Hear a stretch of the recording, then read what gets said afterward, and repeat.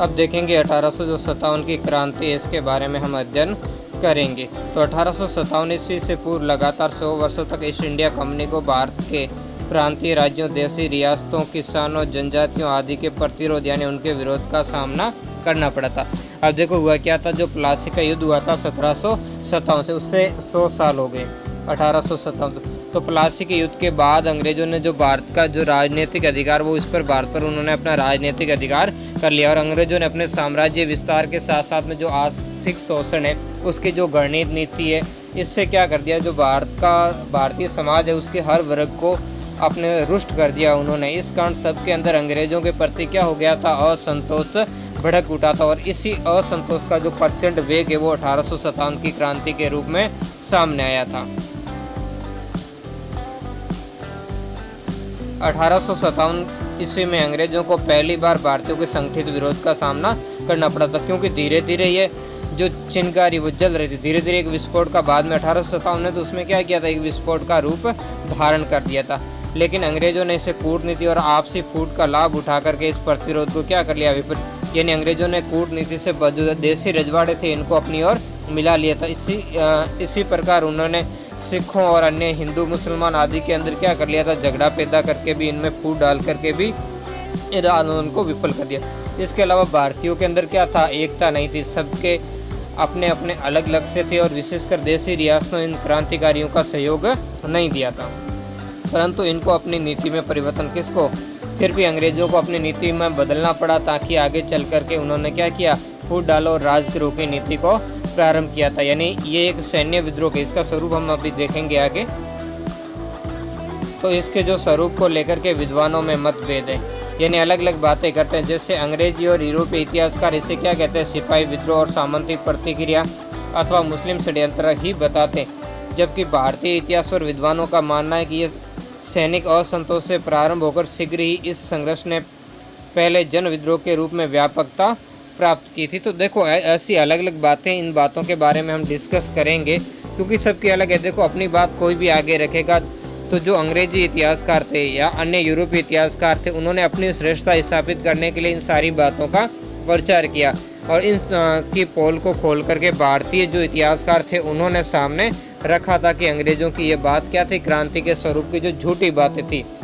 तो इन जो मत, जो अलग अलग मत हैं, इन मतों के दृष्टिगत रखते हुए हम देखें इस संघर्ष में राष्ट्रीय विद्रोह एवं स्वतंत्रता संग्राम का रूप लिया। जैसे सुरेंद्र नाथ सेन, जो इसमें क्या थे, सरकारी इतिहासकार थे, SN सेन ने लिखा कि ये युद्ध धर्म के नाम पर प्रारंभ हुआ था और स्वतंत्रता संग्राम में जाकर के क्या हुआ था, ये समाप्त हुआ था।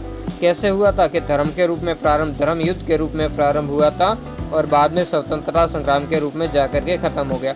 डॉक्टर विनायक दामोदर सामग्री ये महत्वपूर्ण है, इन्होंने अपनी पुस्तक थी भारत का स्वातंत्र्य समर, यानी इंडियन वॉर ऑफ इंडिपेंडेंस, या इसे कहते हैं वॉर ऑफ इंडियन इंडिपेंडेंस। इस पुस्तक के अंदर इसे भारत का पहला स्वतंत्रता संग्राम बनाया था। यानी इनमें क्या हो गए, दो मत हो गए, जिसमें से एक हमने देखा यूरोपीय विद्वानों में, जिसमें उन्होंने जैसे सैनिक विद्रोह, जैसे जॉन लॉरेंस है, जॉन सीले है, उन्होंने क्या किया था, ऐसे इससे सैनिक विद्रोह बने। उनके साथ में कुछ भारतीय भी सम्मिलित हो गए, जैसे दुर्गादास बंदोपाध्याय हैं, सर सैयद अहमद खां, उन्होंने इसको सैनिक विद्रोह का नाम दिया। जबकि मुस्लिम प्रतिक्रिया का स्वरूप इसे बताया था, ये भी वहाँ के पाश्चात्य थे, सर जेम्स आउटर और W टेलर, इन्होंने इससे क्या किया था, मुस्लिम प्रतिक्रिया का मुख्य कारण बताया था, यानी मुस्लिम षड्यंत्र का कारण इसे बताया था। वैसे ही कुछ लोग थे जिन्होंने इसे क्या किया था, जन क्रांति का रूप भी कहा था। इसमें कुछ पाश्चात्य इतिहासकार थे, जैसे सर जे कोई है, W.S. रसेल है, मॉलिसन है, जॉन ब्रूस नॉर्टन है आदि।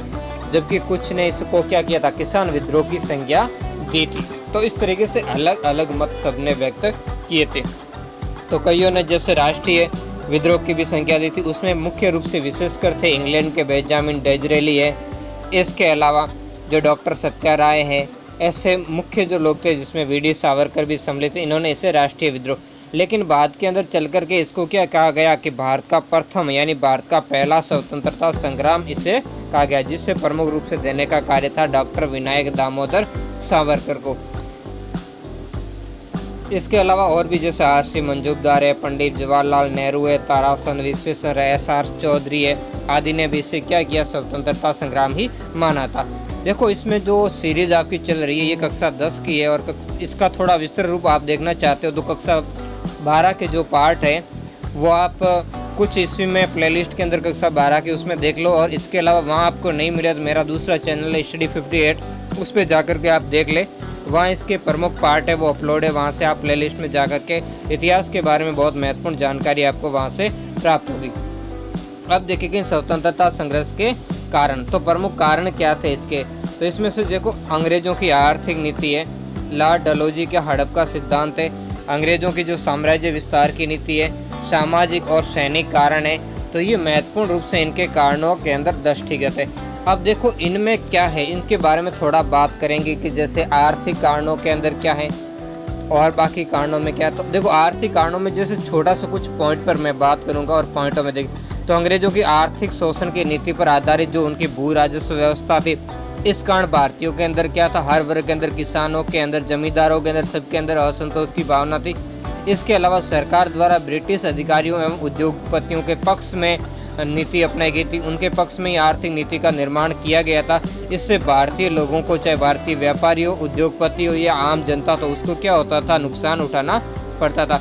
इसके अलावा जो प्रशासन के निचले स्तर पर व्याप्त भ्रष्टाचार था, इस भ्रष्टाचार से क्या होता था, जो निम्न वर्ग की स्थिति कमज़ोर होती जा रही थी और वो इन अंग्रेजों के अत्याचार और शोषण का शिकार बनता जा रहा था। और अगला देखेंगे लॉर्ड डलहौजी का जो हड़प का सिद्धांत, जो हमने इसी से पहले आगे ही देखा है, जो लॉर्ड डलहौजी की हड़प की नीति थी। तो इस नीति के द्वारा उन्होंने अपने 8 साल के काल में जो 8 भारतीय राज्यों को क्या कर लिया था, हड़प लिया था, यानी अंग्रेजी साम्राज्य के अंदर अनैतिक तरीके से इन्होंने सम्मिलित कर दिया। कुछ पर जो गौड़ निषेध संधि के माध्यम से आरोप लगाकर किया, तो कईयों पर जैसे वो नहीं बैठा सेड, तो उसमें भ्रष्टाचार या कुशासन का आरोप लगा करके भी उनके राज्य हड़प लिए गए थे।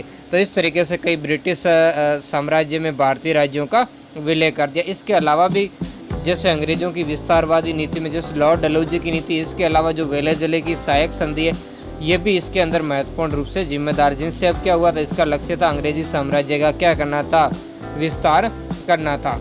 इसके अलावा इन्होंने जो ब्रिटिश संरक्षण में रह रहे मुगल बादशाह बहादुर शाह द्वितीय जफर के साथ में भी इन्होंने अपमानजनक व्यवहार किया। इसके बाद हम देखेंगे सामाजिक, धार्मिक और सैनिक कारण। तो इसके लिए बहुत ही महत्वपूर्ण कारणों के अंदर थे। देखो धार्मिक कारण और सामाजिक के अंदर भी आप जब देखोगे तो इनकी बातें आप सबको, वैसे सबको इसके बारे में ये पार्ट ऐसा है कि काफ़ी कुछ चीज़ें कॉमन है जो आप सबको पता। सबसे पहले हम सामाजिक और धार्मिक इसकी बात करेंगे, फिर हम सैनिक कारणों की बात करेंगे। तो देखो सरकार द्वारा तत्कालीन जो रूढ़िवादी भारतीय समाज में सती प्रथा है, शिशुवध प्रथा पर प्रतिबंध लगाने से भी भारतीयों को क्या लगा कि अंग्रेज हमारे क्या है, हमारे सामाजिक ताने बाने में और हमारे धार्मिक मामलों के अंदर हस्तक्षेप कर रहे हैं, यानी अंग्रेज क्या कर रहे हैं, हमारा जो धर्म है वो धर्म नष्ट करना चाहते हैं। इसके अलावा विधवा विवाह को प्रोत्साहन है, अंग्रेजों द्वारा सब समव्य को क्या माना श्रेष्ठ और भारतीयों को हेय दृष्टि से देखना। तो इसके लिए अंग्रेजों का व्यवहार ये क्या था, भारतीयों के प्रति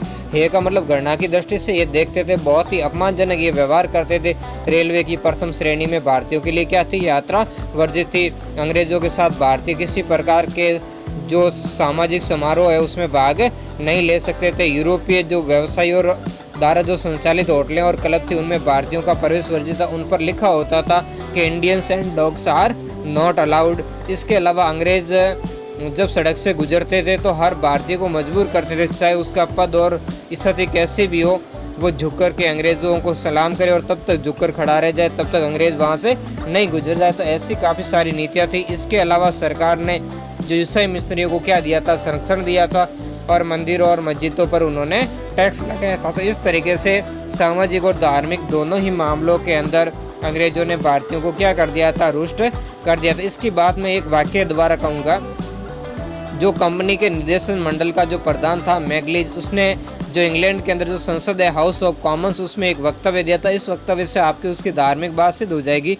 उसने कहा था कि गॉड ने हिंदुस्तान के विशाल साम्राज्य को इंग्लैंड को इसलिए सौंपा है ताकि ईसाई धर्म का झंडा हिंदुस्तान के एक कोने से दूसरे कोने तक सफलतापूर्वक लहराता रहे। तो इन सारी बातों से क्या हुआ, भारतीयों के अंदर अंग्रेजों के प्रति शंका हुई और उन्हें माना कि अंग्रेज हमारी धर्म और संस्कृति को क्या करना चाहते हैं, नष्ट अब देखेंगे सैनिक कारण के अंदर, ये इसने तत्कालिक कारणों के अंदर इस सैनिक कारण ने ही अपनी क्या थी भूमिका निभाई थी। तो इसमें क्या करते थे, अंग्रेज भारतीय सैनिकों को अंग्रेज सैनिकों के मुकाबले कम वेतन देते थे। इसके अलावा पदोन्नति में भी भारतीय सैनिकों के साथ में क्या करते थे, भेदभाव करते थे, यानी भारतीय सैनिकों को प्रमोशन प्रदान नहीं किया जाता था। अधिक से अधिक भारतीय कहाँ तक जाएंगे, यानी सूबेदार से ऊपर की पोस्ट उन्हें प्रदान नहीं की जाती थी। तो इस तरीके से क्या करते थे, वो भेदभाव किया करते थे सैनिक के साथ। नए कानून द्वारा सिपाहियों को जाति और पद संबंधी जो चिन्ह था, जैसे भारतीय सैनिक क्या लगते थे, टीका है, चंदन है, पगड़ी है, दाढ़ी आदि रखते थे, तो उस पर क्या अंग्रेजों ने रोक लगा दी, यानी अपने यूरोपीय नियम कानून कायदे सेनाओं के अंदर लागू किए और वैसा ही भारतीय सिपाहियों पर भी लागू कर दिया। तो इन सभी बातों से सैनिक असंतोष भी क्या हो गया था, व्याप्त हो गया था। और अंतिम कारण तो आप सभी जानते ही हैं, और अंतिम कारण वो क्या था वो आगे हम देखेंगे। स्वतंत्रता संघर्ष का प्रारंभ और पश्चात सैनिकों के चर्बी वाले कारतूस, ये तत्कालीन कारण था। तत्कालीन कारण था क्रांति का चर्बी वाले कारतूसों का प्रयोग। अब देखो चर्बी वाले कारतूस क्या थे, ये आप सबको जानना बहुत ही जरूरी है। तो देखो क्या हुआ था, अंग्रेजों ने जो क्या थी, पुरानी जो एक बंदूक थी, जो लोहे की बंदूक होती थी ब्राउन बेस, उसके स्थान पर जो नई है एनफील्ड राइफल, उस राइफल का क्या किया था, प्रयोग किया था। उस एनफील्ड राइफल्स के अंदर जो कारतूस लगता था, वो कारतूस के ऊपर जो कवर लगा होता था, उस कवर को मुंह से काटना पड़ता था। तो इसके बाद में इस जो कारतूस का ऊपर का जो खोल बनाया था, उस खोल के अंदर गाय और चूअर की चर्बी लगी हुई थी। हालांकि प्रारंभ में ये अफवाह के रूप में फैली, लेकिन बाद में जांच की तो ये जांच सत्य भी निकली थी। कई अंग्रेजों ने भी इसे क्या किया था, स्वीकार किया था कि हाँ इसमें क्या है, गाय और सूअर की चर्बी लगी हुई। तो इससे क्या हो गया था, हिंदू और मुसलमान दोनों को ही अंग्रेजों के क्या कर लिया था, विरुद्ध कर लिया था। जिसमें देखो कौन थे, जॉन केई और जो लॉर्ड रॉबर्टसन, उन्होंने इस सत्य को क्या किया था, स्वीकार किया था कि इसमें गाय और चूअर की चर्बी लगी हुई है। सूअर मुसलमानों के लिए पवित्र था, तो गाय हिंदुओं के लिए पवित्र थी। प्रयोग से मना करने पर इसे अनुशासनहीनता का अपराध लगाकर उनको क्या दिया, दंड। जिसने भी विरोध करना चाहा उनको क्या किया, इन्होंने अनुशासनहीनता का दंड लगा करके उन सेना की इकाइयों को क्या कर दिया, भंग कर दिया। और धीरे धीरे बाद में ये घटना बढ़ती ही चली गई। 29 मार्च 1857 को बैरकपुर से छावनी के जो सैनिक थे मंगल पांडे, उन्होंने क्या किया था, विद्रोह कर दिया था। और विद्रोह करके दो अंग्रेज अधिकारियों की उसने क्या कर दी थी, हत्या कर दी थी। तो इस कारण ब्रिटिश अधिकारियों ने क्या किया था, जो इसके मंगल पांडे की 34वीं NI रेजिमेंट को तोड़ दिया और भारतीय सैनिकों को भी दंड दिया और मंगल पांडे को क्या किया था, इसको फांसी पर लटका दिया था। तो इस तरीके की बात से क्या हो गया था, भारतीय सैनिकों के अंदर गुस्सा फैल गया। मई 1857 को इस छावनी के अंदर, जो मेरठ की छावनी थी, वहाँ के 85 सैनिकों ने चर्बी युक्त कारतूसों का प्रयोग करने से क्या कर दिया, मना कर दिया। तो इनका मना करने पर सैनिक न्यायालय ने इन्हें दीर्घकालीन लंबे समय की कारावास का दंड दिया था। तो इस तरीके की घटनाओं के कारण यानी इन्हें दंड लेकर के इन्हें क्या कर दिया, कैद कर लिया। ये सारी घटनाओं ने क्या कर दिया, सैनिकों को उद्वेलित कर दिया। अब देखो क्रांति शुरुआत कब होनी थी, 31 मई की इसकी डेट फिक्स थी, लेकिन इस चर्बी वाली घटनाएं और मेरठ के अंदर इस सैनिकों के ऊपर अंग्रेजों की कार्रवाई के कारण ये समय से पहले यानी 10 मई को इस सैनिकों ने खुला विद्रोह कर दिया और अपने अधिकारियों को गोली मारकर उनकी हत्या कर दी और अपने सैनिक साथियों को क्या कर दिया, मुक्त कराकर वो दिल्ली की ओर चल पड़े। और 11 मई को वो कहाँ पहुँचे, दिल्ली पहुँच गए। तो सैनिकों ने दिल्ली पर अधिकार कर लिया और बहादुर शाह द्वितीय को भारत का सम्राट घोषित कर दिया था। दिल्ली हाथ से निकल जाना अंग्रेजों के लिए एक भारी क्षति थी, यानी बहुत ही नुकसान था। और इसके बाद सिकरी क्रांति दिल्ली तक ही सीमित नहीं रही, ये लखनऊ, इलाहाबाद, कानपुर, बरेली, बनारस, बिहार के कुछ भाग, झांसी और कुछ अन्य क्षेत्रों में भी ये फैल गई। यानी भारत के प्रमुख जो उत्तरी भारत के प्रमुख क्षेत्रों के अंदर इस क्रांति का क्या हो गया, प्रचार हो गया। तो इससे अंग्रेज बड़े क्या हुए, चिंतित हुए, उनकी स्थिति भी कमजोर हो गई। लेकिन अंग्रेजों ने भारतीय देशद्रोही भारतीयों की मदद से जल्दी इस पर क्या पा लिया, काबू पा लिया। अंग्रेजों ने दिल्ली पर पुनः अधिकार करने के लिए पंजाब से क्या बनाई, सिख रेजिमेंट को पंजाब से बुलाया।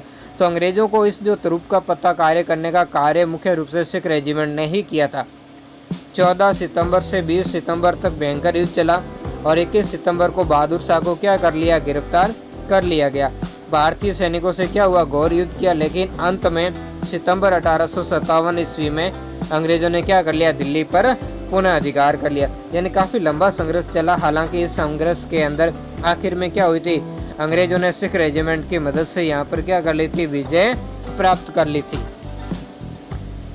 तो इस युद्ध में अंग्रेज अधिकारी जॉन निकलसन मारा गया। यहाँ ध्यान रखना, यहाँ 2 अंग्रेज अधिकारी थे, जिसमें फिर हडसन ने क्या कर लिया, इस सम्राट को, जो मुगल सम्राट थे उसको हडसन ने बंदी बना लिया। कहाँ से बंदी बनाया था इनको, जो हुमायूं का मकबरा था, हुमायूं के मकबरे से इनको गिरफ्तार कर लिया गया और दिल्ली के निवासियों से इसका प्रतिशोध लिया गया। दिल्ली के अंदर क्या किया गया था, इसके कारण कत्लेआम किया गया था।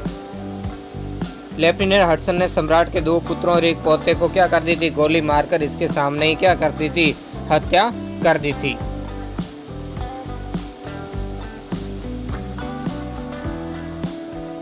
चार जून 1857 को लखनऊ में क्या हो गई थी, क्रांति हो गई थी और भारतीय सैनिकों ने रेजिडेंटी को घेर लिया, जिससे ब्रिटिश रेजिडेंट हेनरी लॉरेंस की यहाँ क्या हो गई थी, मृत्यु हो गई थी। हालांकि बाद में हैवलॉक और आउटरम ने लखनऊ को पुनः जीतने का प्रयास किया, लेकिन वे क्या रहे, असफल रहे।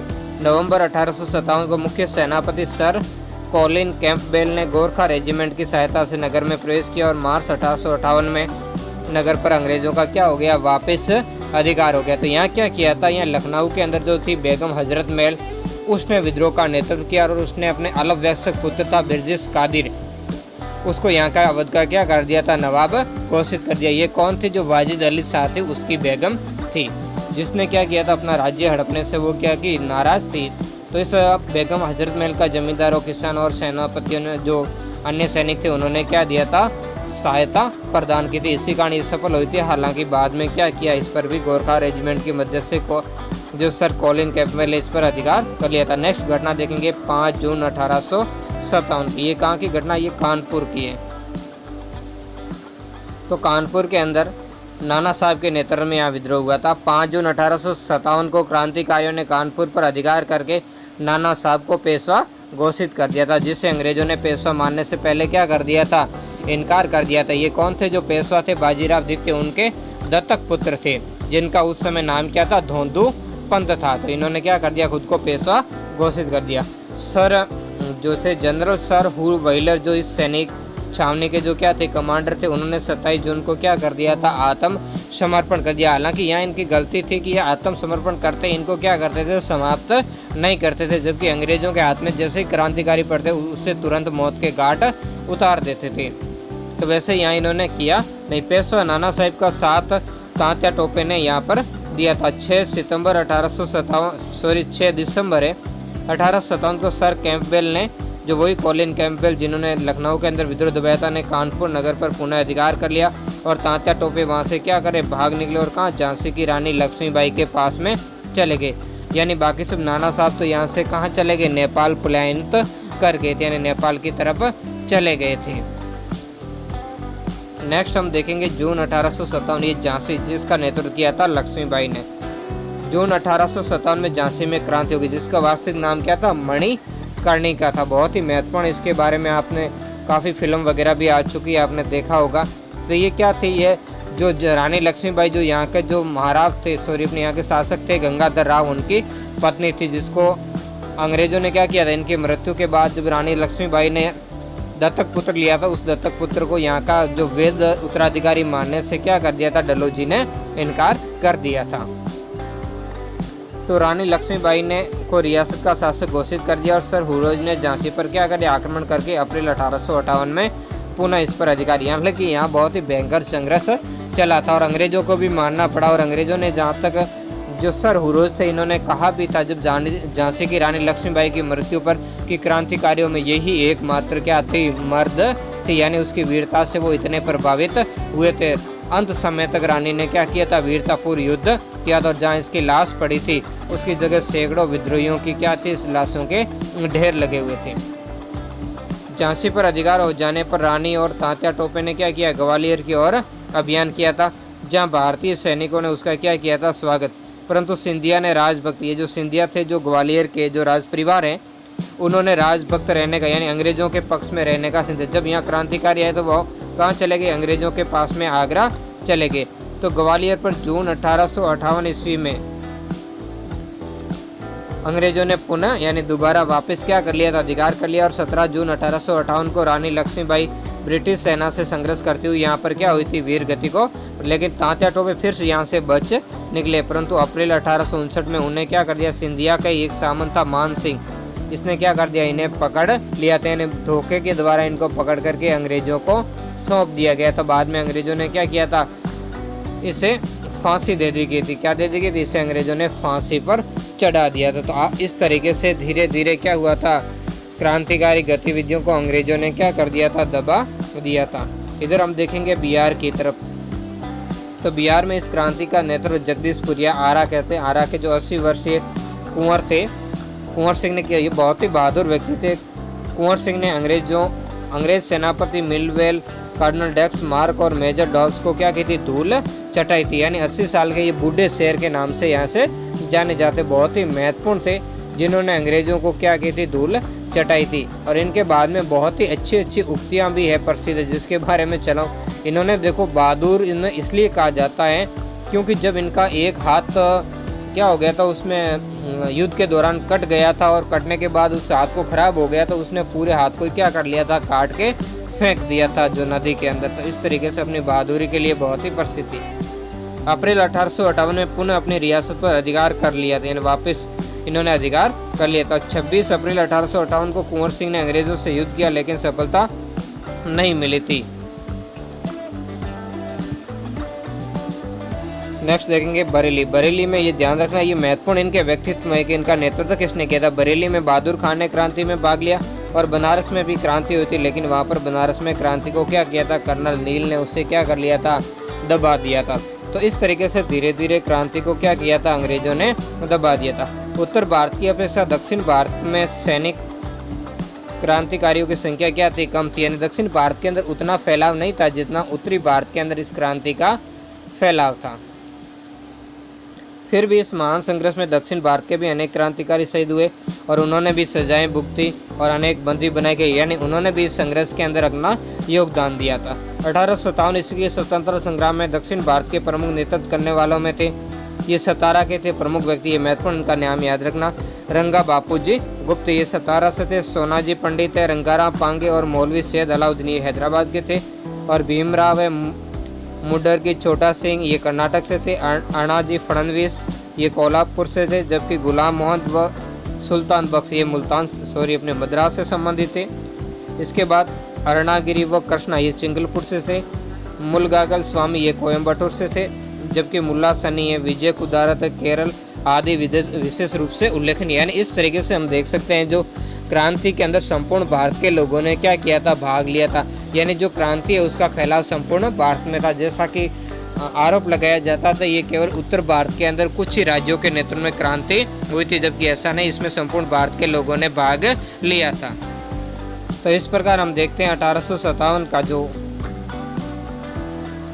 स्वतंत्रता जो संघर्ष था वो संपूर्ण राष्ट्र के अंदर क्या था, व्याप्त रहा था। इस संघर्ष में सैनिकों के साथ सभी धर्म के सभी क्षेत्र, भाषा, धर्म और जाति के लोगों और कृषकों और जमींदारों ने भाग लिया था। यानी सब ने मिलकर, चाहे वो अमीर हो, चाहे गरीब हो, चाहे जमींदार हो, चाहे किसान हो, चाहे हिंदू हो, चाहे मुस्लिम हो, सभी धर्म के लोगों और जाति, हर जाति के वर्ण आदि के लोगों ने इसमें भाग लिया था। तो नेक्स्ट हम देखेंगे जनजातीय आंदोलन।